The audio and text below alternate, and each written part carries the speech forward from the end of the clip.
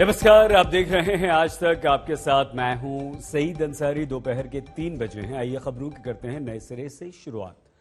आज नेताजी सुभाष चंद्र बोस की जयंती है और इसके साथ ही गणतंत्र दिवस समारोह की औपचारिक शुरुआत हो गई।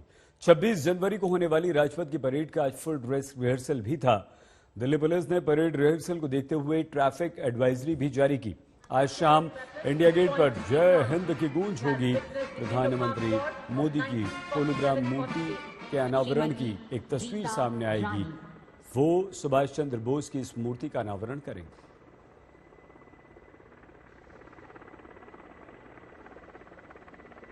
युद्ध घोष सर्वत्र विजय। गणतंत्र दिवस परेड का फुल ड्रेस रिहर्सल हुई, यानी कि ये 26 जनवरी से पहले वो जो परेड आप देखेंगे उसकी रिहर्सल, उसकी तैयारी।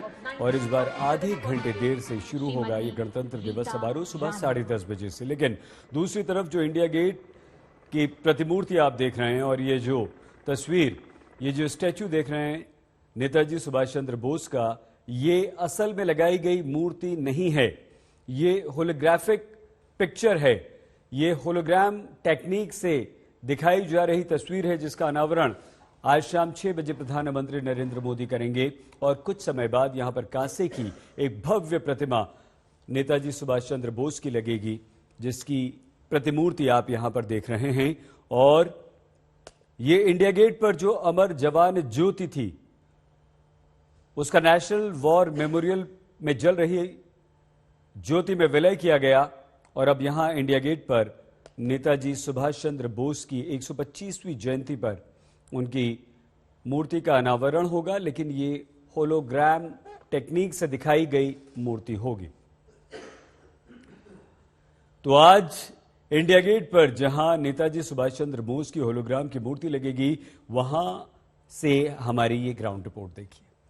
इस ऐतिहासिक इंडिया गेट पर अब बहुत कुछ बदल चुका है। अमर जवान ज्योति वॉर मेमोरियल पर चली गई है। सेंट्रल विस्टा के अलावा दूसरा जो बदलाव आपको दिखाई पड़ेगा वो है इंडिया गेट के ठीक सामने इस ऐतिहासिक कैनोपी पे 1968 तक दरअसल यहाँ किंग जॉर्ज जो 5वें थे उनकी मूर्ति थी। 1968 में उसे हटा दिया गया और उसके बाद तब से ये कैनोपी खाली है।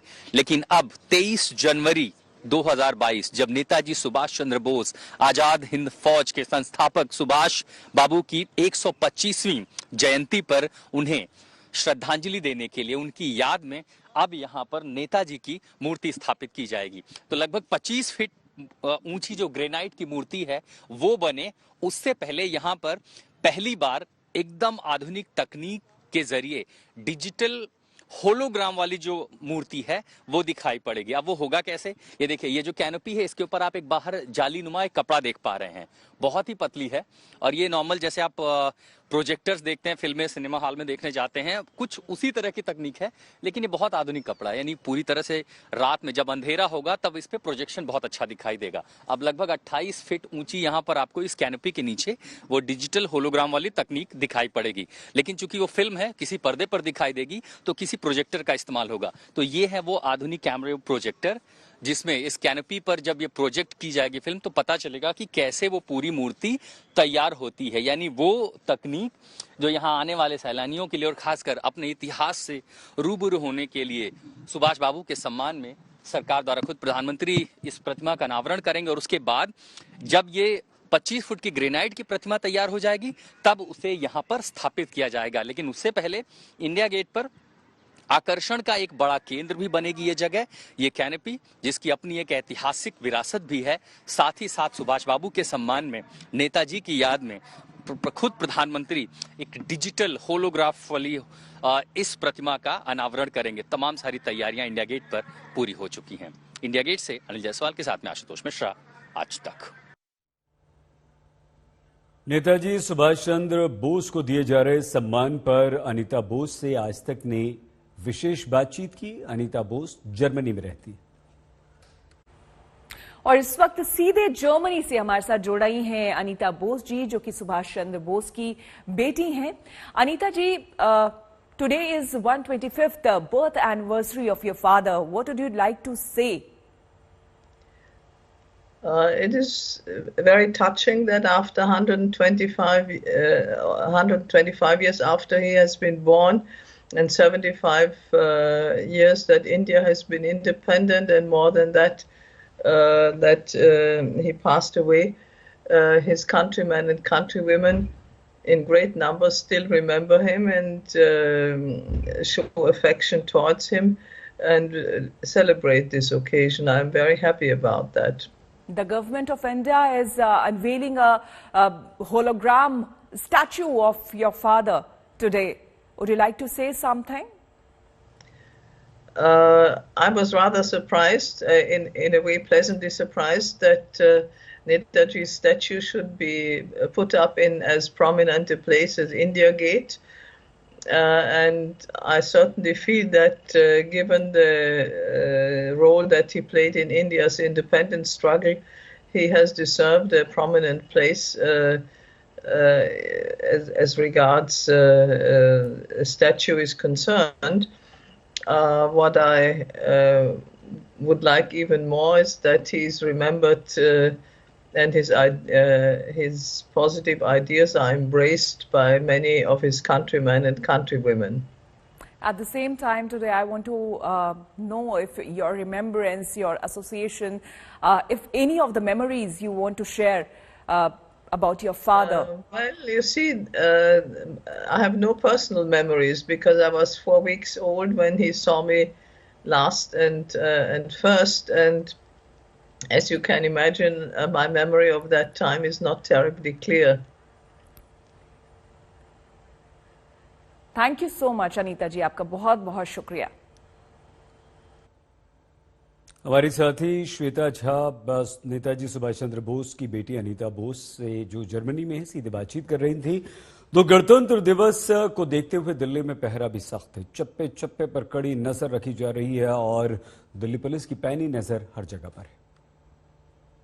पिछले 2 महीने से बहुत ही इंटेंसिफाइड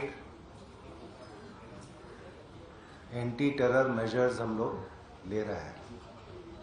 हमारा एक 26 पैरामीटर्स पे ये मेजर्स लिए जाते हैं जो पिछले 2 महीने से बहुत इंटेंसिवली पूरी दिल्ली में लिए जा रहे हैं.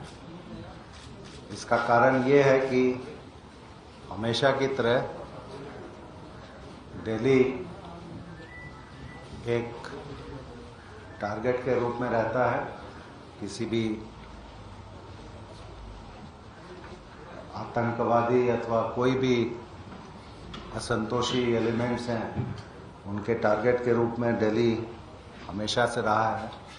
इस साल भी हम लोग इस बारे में काफ़ी अलर्ट हैं. सिक्योरिटी एजेंसीज, स्टेट पुलिस और दूसरे ऑर्गेनाइजेशंस के कोऑर्डिनेशन में दिल्ली पुलिस पिछले 2 महीने से बहुत इंटेंसिव एंटी टेररिस्ट मेजर्स ले रही है. इसके तहत शहर में आपने देखा होगा नाकाबंदी है, चेकिंग है, व्हीकल चेकिंग्स हैं, होटल, लॉज, धर्मशाला, मुसाफिर खाने की चेकिंग्स हैं और काफ़ी वेरिफिकेशंस हैं. Tenant verifications, servant verifications, labourers verifications. तो ये सब मिला जुला के पिछले 2 महीने से काफ़ी इंटेंसिवली एंटी टेररिस्ट मेजर्स लिए जा रहे हैं. दिल्ली पुलिस कमिश्नर राकेश अस्थाना ने बताया कि दिल्ली पुलिस की नजर चप्पे चप्पे पर है और 26 जनवरी से पहले अपनी सारी तैयारी दिल्ली पुलिस ने कर ली है. रुख अब उत्तर प्रदेश का. उत्तर प्रदेश में चुनावी सरगर्मियां जोरों पर हैं. आज मुख्यमंत्री योगी आदित्यनाथ गाजियाबाद के दौरे पर हैं. मुख्यमंत्री योगी आदित्यनाथ गाजियाबाद के साहिबाबाद विधानसभा के कृष्णा इंजीनियरिंग कॉलेज मोहन नगर में घर घर संपर्क अभियान कर रहे हैं.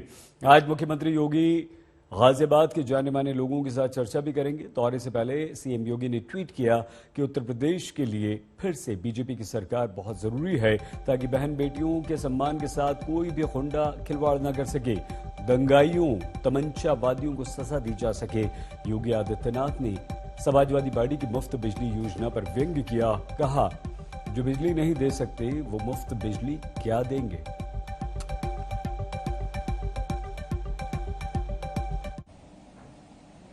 भाइयों बहनों, जब संकट के समय जो आपका साथी नहीं, तो उस व्यक्ति को चुनाव के समय आप अपना साथी कैसे चुन सकते हैं?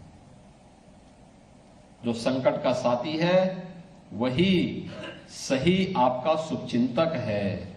जो संकट में साथ छोड़ दे वह मित्र नहीं, वह शत्रु है। और मित्र और शत्रु की पहचान होना बहुत आवश्यक है। राजनीति में हमें इस बात को समझना होगा कि वास्तव में प्रदेश और देश के बारे में सही सोच रखने वाले कौन लोग हैं। 2017 के पहले इस पश्चिमी उत्तर प्रदेश में हम आते थे, क्या स्थितियां थी? भय का माहौल था। बेटियां सड़कों पे नहीं निकल पाती थी, स्कूल नहीं जा पाती थी। बहुत सारी जगह तो ऐसा था कि सायंकाल सूर्यास्त के बाद सुनसान कर्फ्यू जैसा दृश्य हो जाता था। हर दूसरे तीसरे दिन कोई ना कोई दंगा होता था। माफिया सत्ता के संरक्षण में जिस किसी की भी भूमि पर कब्जा कर लेते थे। विकास के बारे में कोई सरकार का विजन नहीं था। शासन की योजनाओं का लाभ गरीबों को नहीं मिल पाता था। भारतीय जनता पार्टी ने राष्ट्रवाद, सुशासन और विकास के मुद्दे पर इस चुनावी समर में अपने संकल्प पत्र के साथ भारतीय जनता पार्टी आई थी। पहले ही घोषणा आपने देखी होगी।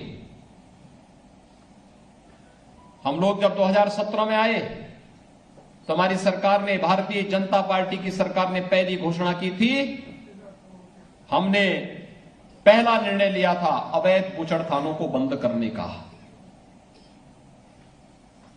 बेटियों की सुरक्षा के लिए एंटी रोमियो स्क्वाड के गठन करने का और 86 लाख किसानों का 36,000 करोड़ रुपए का कर्ज माफी का। कांग्रेस के लड़की हूं लड़ सकती हूं अभियान के जवाब में बीजेपी ने लखनऊ में महिला शक्ति को मैदान में उतार दिया। आज बीजेपी मुख्यालय में आदित्य सिंह, अपर्णा यादव, प्रियंका मौर्य का स्वागत किया गया। इन तीनों ने हाल ही में बीजेपी की सदस्यता ली। तीनों लखनऊ में बीजेपी के संपर्क अभियान के तहत घर घर जाकर प्रचार कर रही हैं। तीनों महिला नेताओं ने बीजेपी की विचारधारा को लेकर अपना संकल्प दोहराया। बीजेपी की जो भी योजनाएं रही हैं, जो पॉलिसीज रही हैं, चाहे वो उज्ज्वला योजना हो, चाहे वो इज्जत घर जो बने हैं, चाहे वो जो कॉलोनीज आ रही हैं महिलाओं के नाम पे आ रही हैं, चाहे वो डबल राशन की योजना हो जो अब आज की तारीख में हमारे सभी ग्रामीणों को 80% लोगों को निःशुल्क राशन मिल रहा है महीने में 2 बार, चाहे वो जो भी योजना हो। मैंने देखा है कि इससे ज्यादा महिला सेंट्रिक योजनाएं कभी भी किसी सरकार ने नहीं दी है। सारी योजनाएं जो है 80% योजनाएं जो है मैं मानती हूँ वो महिलाओं के हित में बनाई जा रही है। यही सारी चीजें मैं क्षेत्र में भी अपने लोगों को समझाती हूँ, वो इस चीज से बिल्कुल संतुष्ट हैं। चाहे वो सुरक्षा की दृष्टि से देखा जाए, आज की तारीख में जितना मैं खुद एक महिला हूँ, मैं ये गर्व के साथ बोलना चाहती हूँ कि भारतीय जनता पार्टी वो पार्टी है जिसने इस देश को बचाया है, इसके संस्कारों को पोषित किया है, इसके संस्कार को बिल्कुल सिंचित करके आगे बढ़ाया है। मैं एक नए भारत का निर्माण के लिए आदरणीय प्रधानमंत्री जी के साथ बढ़ना चाहती हूँ। इस नए भारत में आदरणीय योगी जी के साथ मैं चाहती हूँ कि मुझे भी रंग भरने का अवसर मिले। हम सब इस पार्टी से राष्ट्रवादिता की वजह से जुड़े हैं। हमारा लक्ष्य राष्ट्र को बचाना है। हमें फिर से अगर कुछ भी अच्छा करना है अपने इस राष्ट्र के लिए तो भाजपा सरकार को हमें पूरे दम से लाना पड़ेगा उत्तर प्रदेश में। जी माननीय योगी जी, माननीय मोदी जी के नेतृत्व में मेहनत से कार्य करेंगे और समाज हित के लिए, राष्ट्र हित के लिए एक होकर के एक नए तरीके से, एक नई तरीके की ऊर्जा से हम सब साथ कार्य करेंगे और आगे बढ़ेंगे। समाजवादी पार्टी ने भी उत्तर प्रदेश में पहले दौर के चुनाव के लिए अपने स्टार प्रचारकों की लिस्ट जारी कर दी है। सूची में मुलायम सिंह यादव, अखिलेश यादव समेत कई दिग्गज नेताओं के नाम हैं। जया बच्चन, डिंपल यादव के भी नाम लिस्ट में हैं। बीजेपी से समाजवादी पार्टी में आए स्वामी प्रसाद मौर्य का नाम भी स्टार प्रचारकों की लिस्ट में शामिल है। लेकिन बीजेपी से एसपी में आए दो नेता और 2 मंत्री रहे दारा सिंह चौहान, धर्म सिंह सैनी का नाम इस लिस्ट में नहीं है। लेकिन समाजवादी पार्टी ने एक लंबी चौड़ी लिस्ट जारी की है। इसके अलावा युवाओं को भी मौका दिया है। युव जनसभा के अध्यक्ष मोहम्मद फहद, सपा लोहिया वाहिनी के अध्यक्ष प्रदीप तिवारी भी इसमें शामिल हैं। पंजाब चुनाव को लेकर चल रही सरगर्मियों की आंच दिल्ली तक आ पहुंची। दिल्ली के मुख्यमंत्री अरविंद केजरीवाल ने कहा है कि पंजाब चुनाव से पहले ईडी स्वास्थ्य मंत्री सत्येंद्र जैन को गिरफ्तार कर सकती है। अरविंद केजरीवाल ने केंद्र पर एजेंसियों के इस्तेमाल का आरोप लगाया। बीजेपी ने इन आरोपों का खंडन किया। बीजेपी प्रवक्ता हरीश खुराना ने जवाबी हमला करते हुए कहा कि चोर की दाढ़ी में तिनका। चुनाव आ रहे हैं, 5 राज्यों के चुनाव हैं, तो जाहिर तौर पे सभी केंद्र सरकार की जांच एजेंसीज भी बहुत एक्टिव हो रही हैं। हमें अपने सूत्रों से पता चला है कि पंजाब चुनाव के पहले आने वाले कुछ दिनों में ईडी सत्येंद्र जैन जी को गिरफ्तार करने वाली है। उनका स्वागत है, क्योंकि हमने कभी कोई गलत काम किया नहीं है। हम सबके ऊपर, मेरे ऊपर रेड हो चुकी है, मनीष सिसोदिया जी के ऊपर रेड हो चुकी है, सत्येंद्र जैन के ऊपर रेड हो चुकी है, हमारे 21 एमएलए को गिरफ्तार किया जा चुका है। सारे मामले कोर्ट से छूट गए। सत्येंद्र जैन के मामले में भी क्या होगा, इन्हें गिरफ्तार करेंगे, 5-10 दिन में बेल हो जाएगी, वो बाहर आ जाएंगे। तो हमें ना जेल जाने से डर लगता, ना आपकी रेड से डर लगता है। मैं एक बात बोलना चाहता हूं, जैसे चोर की दाढ़ी में तिनका होता है, मुझे लगता है कि अरविंद केजरीवाल जी की चोर की दाढ़ी में वाकई ही तिनका है। पहली बात तो ये बताएं कि उनको किस आधार पे ये आप प्रेस कॉन्फ्रेंस कर रहे हैं कि ईडी उनके रेड डालने जा रही है और गिरफ्तार करने जा रही है सत्येंद्र जैन को। क्योंकि ईडी और सीबीआई चाहे कोई भी एजेंसी हो, वो स्वतंत्र है। और मोदी जी के इशारे में जो आप आरोप लगा रहे हैं कि काम करती है, केंद्र के इशारे में काम करती है, वो ऐसा कुछ नहीं है, एक स्वतंत्र एजेंसी है। और आपने, अगर हम मैं पूछना चाहता हूं अरविंद केजरीवाल साहब, अगर आपने कुछ नहीं किया तो इतना घबरा क्यों रहे हैं?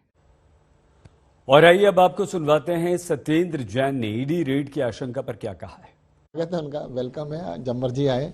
आजकल मैं पंजाब में हूँ, पंजाब के इलेक्शन है, हो सकता है इलेक्शन की वजह से ऐसा कोई प्लान हो। पीछे तो नहीं हटेंगे, इलेक्शन में हम पूरी जम के लड़ेंगे। पंजाब के अंदर इस बार हम जरूर जीतेंगे। और अगर उनका जो भी मन है, पहले भी मेरे घर पे 2 बार रेड कर चुके हैं, तब भी कुछ नहीं मिला था, फिर से आ जाएं, वेलकम। नहीं, क्यों लगता है, क्यों आप ये सब कार्रवाई कर रहे हैं? मैं तो देखो पंजाब में इलेक्शन है, पॉलिटिक्स ही है। अब देखो पंजाब के इलेक्शन आ रहे हैं, तो इसकी वजह से लगता है। पिछली बार भी पंजाब इलेक्शन से पहले ही स्टार्ट हुआ था, तो मेरे यहाँ पे रेड वेड हुई थी, तब भी पंजाब इलेक्शन थे। 2017 में पंजाब इलेक्शन से पहले हुआ था, अब फिर पंजाब इलेक्शन है दोबारा से लगता है। वो कह रहे हैं सीएम चन्नी डरेंगे, पंजाब के हम नहीं डरते हैं। मैं तो कह रहा वेलकम है ना ये। अभी मैं पंजाब में हूँ, लुधियाना में हूँ, इस टाइम लुधियाना के अंदर हूँ। कल मैं अपना दिल्ली पहुंच जाऊंगा, वापस दिल्ली आ जाए, लुधियाना आ जाए, जहां मर्जी आ जाए, वेलकम। कार्रवाई होती तो आप डरते नहीं? अरे सर, डरते तो 5 साल से ऐसे रहते, कर रहे हैं ना, 5 साल से वही चीज चलाए जा रहे हैं। बीते 3 दिनों से देश के बड़े हिस्से में मौसम का मिजाज बिगड़ा हुआ है। कड़ाके की सर्दी के बीच बादलों का डेरा है। कहीं तेज तो कहीं हल्की बूंदाबांदी लगातार हमारे देश के कई हिस्सों में हो रही है। बारिश के साथ कई जगहों पर गहरी धुंध भी है। हिमाचल, उत्तराखंड से लेकर दिल्ली, उत्तर प्रदेश, मध्य प्रदेश, बिहार, बंगाल तक इसी तरह का माहौल है। सर्द मौसम में हो रही बारिश से सिहरन और ठिठुरन बढ़ गई है। मौसम विभाग ने कहा है कि ऐसा भी मौसम 1-2 दिन तक और रहेगा, मतलब बारिश भी होगी और जबरदस्त ठंड भी आपको सहनी पड़ेगी।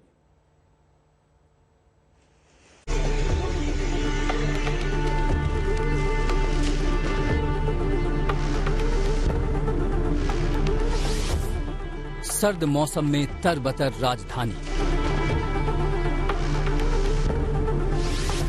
कड़कड़ाती ठंड में बूंदों की रिकॉर्ड तोड़ सिहरन। 32 सालों में दिल्ली में सबसे ज्यादा बारिश। दिल्ली की जानलेवा जनवरी। लगातार तीसरा दिन है, ठंड से ठिठुरती राजधानी पर बूंदों की सर्द मार पड़ रही है। कांपते सिहरते दिल्ली वाले बर्फ जैसी ठंडी बूंदों के प्रहार से जमे जा रहे हैं। शुक्रवार अल सुबह से जो बारिश का दौर शुरू हुआ तो धूप के दर्शन नहीं हुए। शनिवार रात को बादलों ने और जोर मारा और हल्की बूंदाबांदी कई जगहों पर मूसलाधार में तब्दील हो गई।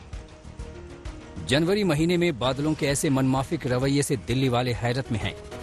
ऐसी बारिश लोगों ने कई सालों में नहीं देखी। मौसम विभाग के आंकड़े भी इस हैरानी पर मुहर लगा रहे हैं। आज सुबह 8:30 बजे तक दिल्ली के पालम इलाके में 6.3 मिलीमीटर बारिश दर्ज की गई। सफदरजंग में 4.9 मिलीमीटर, आया नगर में 4.6 मिलीमीटर और लोधी रोड इलाके में 4 मिलीमीटर बारिश दर्ज हुई। दिल्ली में इस महीने शनिवार तक कुल मिलाकर 69.8 मिलीमीटर बारिश हो चुकी है। ये पिछले 32 सालों में जनवरी में सबसे ज्यादा बारिश का रिकॉर्ड है। इससे पहले 1989 की जनवरी में इससे ज्यादा करीब 80 मिलीमीटर बारिश दर्ज की गई थी। 32 साल बाद दिल्ली में सबसे ज्यादा रेनफॉल जनवरी में इस साल रिकॉर्ड किया गया है। 2022 की जनवरी में रिकॉर्ड किया गया है और इसका असर दिल्ली के तापमान में भी देखने को मिल रहा है। शनिवार को अधिकतम तापमान आईएमडी के प्रोजेक्शंस के हिसाब से 15 डिग्री से भी कम था, जो एवरेज से 7 डिग्री नीचे गिर गया था। और आज रविवार को भी दिल्ली और एनसीआर के इलाके में बारिश होने की संभावना बनी हुई है। सर्द हवाओं से थरथराते दिल्ली वाले जैसे तैसे अलाव के सहारे ठंड काट रहे थे, लेकिन ऊपर वाले को शायद ये भी मंजूर नहीं था।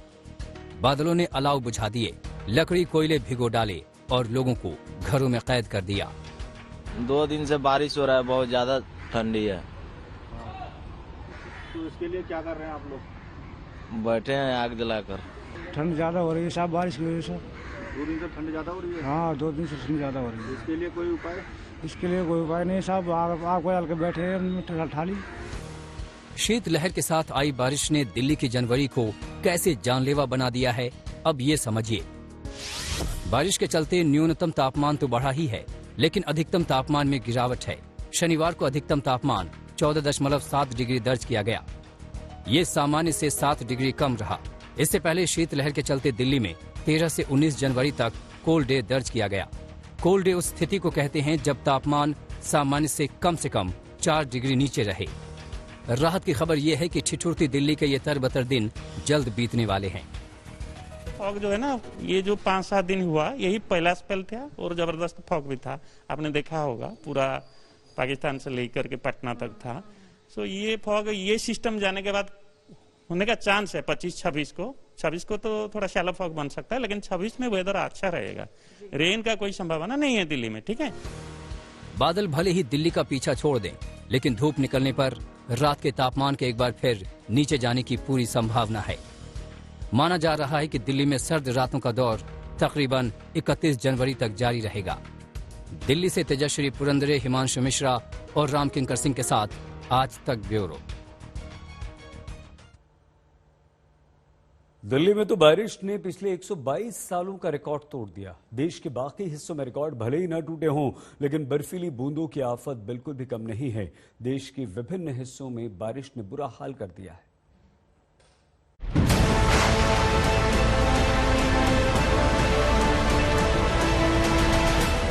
कश्मीर से बंगाल तक बादलों ने हिंदुस्तान को अपनी आगोश में ले लिया है।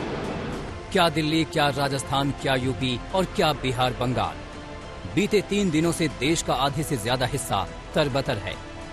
गुरुग्राम की ये तस्वीरें देखकर सर्द मौसम में रोएं कांप जाएं। फसल पर जमा हुई ओस की बूंदें सुबह सुबह बर्फ बनने लगी, मानो जैसे फसल को शीशे में मढ़ दिया गया हो। ऐसी ठंड में गुरुग्राम में भी शनिवार को बादल बरस पड़े। चंडीगढ़ में शुक्रवार को दिन का तापमान 19 डिग्री के आसपास था, लेकिन बारिश के बाद आज ये 12 डिग्री तक लुढ़क गया और लोग ठंड से कांप रहे हैं।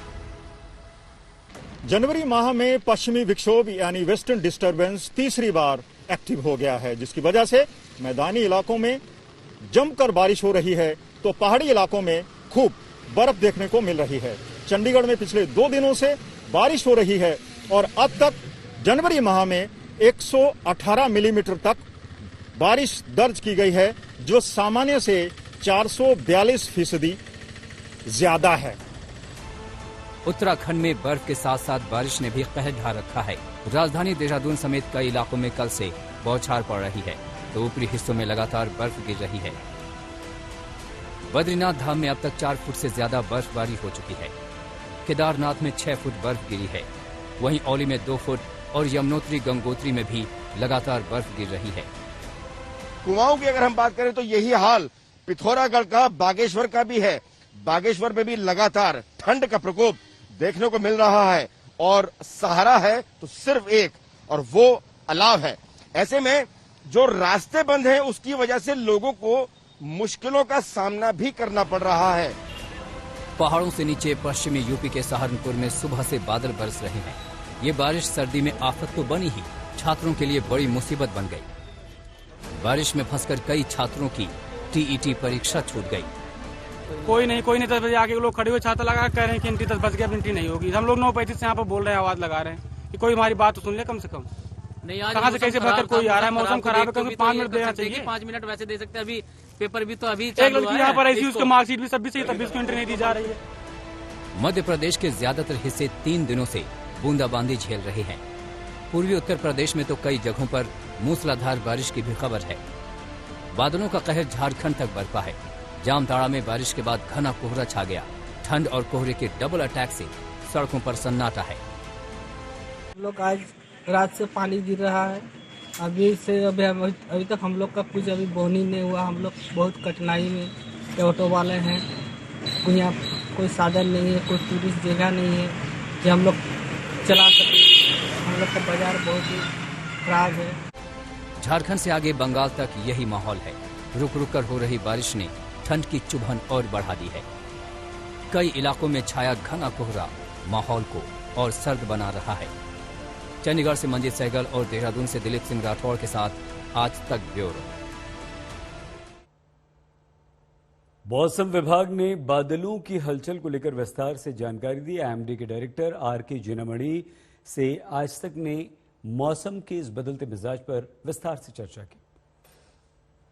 जिनामणि जी, सबसे पहले तो हमें ये बताइए कि इस तरह से वेदर में डिस्टर्बेंस कहां से आ रहा है, क्यों देखने को मिल रहा है? देखिए, ये जो उपग्रह से जो प्राप्त चित्र दिखाता है कि ये जो सिस्टम है ये हमारा मिडिल लैटिट्यूड सिस्टम है। यूरोप, अटलांटिक और होते हुए कास्पियन सी से भी कभी आता है, तो ईरान और अफगानिस्तान आज पाकिस्तान के ऊपर है। तो ये इसके जो क्लाउड है ये थोड़ा पूर्व में रहता है, 200-300 किलोमीटर। सिस्टम है सेंट्रल पाकिस्तान में। तो अभी जो एक्टिव है, यानी जो बहुत ज्यादा जो जगह में फैला हुआ है, जैसे लखनऊ से लेकर के बनारस से लेकर के लाहौर तक, ये सारा जगह में आज ऐसे ड्रिजिल लाइट रेन हो रहा है। देखिए, ये वेस्टर्न सिस्टम जब 23 नाइट को चला जाएगा, तो 24th नाइट ऑनवर्ड जैसे मिनिमम टेम्परेचर अभी 11 डिग्री 12 डिग्री चल रहा है, क्योंकि क्लाउडी स्काई है। बट दिन का तापमान तो 17-18 डिग्री रहेगा, कम रहेगा। जैसे ही डिस्टर्बेंस 23 नाइट को निकलेगा, 24 सुबह से जो है रात का तापमान कम होगा, फिर 25 को भी और कम होगा। 5 डिग्री जो है 27 तारीख तक हो जाएगा, लेकिन दिन का तापमान बढ़ेगा। लेकिन आगे कोई ऐसा सिस्टम नहीं है, एक्टिव सिस्टम। 24 के बाद 5-6 दिन जो है बारिश होने का संभावना नहीं है। बारिश के साथ पहाड़ों पर बर्फबारी का दौर भी चल रहा है। कश्मीर, हिमाचल, उत्तराखंड के अधिकतर हिस्से बर्फ से ढके पड़े। बर्फबारी अभी भी रुक रुक कर हो रही है। इसके चलते तापमान 0 से नीचे है। कश्मीर के ऊपरी इलाकों के अलावा इस बार जम्मू में भी जबरदस्त बर्फ देखी जा रही है। वैष्णो देवी धाम के नीचे से ऊपर तक बर्फ ही बर्फ है। पूरे कश्मीर में शनिवार शाम से बर्फबारी का ताजा दौर शुरू हुआ है। जमकर पहाड़ों पर बर्फबारी हो रही है, जबकि मैदानी इलाकों में बारिशों के साथ ये बर्फबारी हो रही है। मौसम विभाग ने पहले ही 24 घंटे का जो है अलर्ट जारी किया था पूरे जम्मू कश्मीर में, क्योंकि एक नया वेस्टर्न डिस्टर्बेंस दाखिल हुआ था पूरे सिस्टम में, जिसके कारण कश्मीर के सभी इलाकों में या तो बर्फबारी हो रही है या बारिशें हो रही है। अगर कश्मीर के पहाड़ी इलाकों की बात करें, वहां पर कई जगहों पर 6 इंच से 1 फुट बर्फ जो है सड़कों पर जमा हो गई है, जिसको हटाने का काम शुरू किया गया है। श्रीनगर में अभी फिलहाल बारिश के साथ बर्फबारी हो रही है, लेकिन इस मौसम के बदलाव ने तापमान में नई गिरावट लाई है। श्रीनगर की बात करें तो इस वक्त तापमान मात्र 2 डिग्री सेंटीग्रेड है और जो अधिकतम 5 डिग्री तक रहने की उम्मीद जताई जा रही है, जबकि दूसरे कश्मीर के पहाड़ी इलाकों, पर्यटन स्थलों में तापमान में और भी गिरावट दर्ज की जाएगी। दरअसल पूरे उत्तरी राज्यों में जिस अंदाज से मौसम का मिजाज बदला है, उसकी शुरुआत कश्मीर से ही हुई और यहाँ पर जो ये मौसम है, ये आने वाले 24 घंटों तक यानी कल सुबह तक ऐसा ही रहेगा और मौसम विभाग का कहना है कि कई पहाड़ी इलाकों में भारी बर्फबारी का अनुमान जताया जा रहा है। श्रीनगर और जम्मू के बीच जम्मू श्रीनगर नेशनल हाईवे जो है, जो कश्मीर को देश के साथ जोड़ती है, वो भी कई जगहों पर चट्टानें खिसक आने से फिलहाल यातायात के लिए बंद कर दी गई है और दूसरे जो राजमार्ग कश्मीर को दूसरे इलाकों के साथ जोड़ते हैं, उन सड़कों पर कई जगहों पर बर्फ जमा है और कई जगहों पर बर्फ हटा ली गई है। फिलहाल आने वाले 24 घंटे कश्मीर में मौसम के एतबार से लोगों के लिए दिक्कत भरे होंगे। दूसरी तरफ जो वीकेंड लॉकडाउन है वो भी सभी जिलों में जारी है, वो सोमवार सुबह तक जारी रहेगा। तो उस बीच जो है आवाजाही श्रीनगर की सड़कों पर या कश्मीर के दूसरे इलाकों में वैसे ही थमी हुई है। रूफ अहमद के साथ अशरफ आनी, श्रीनगर, आज तक।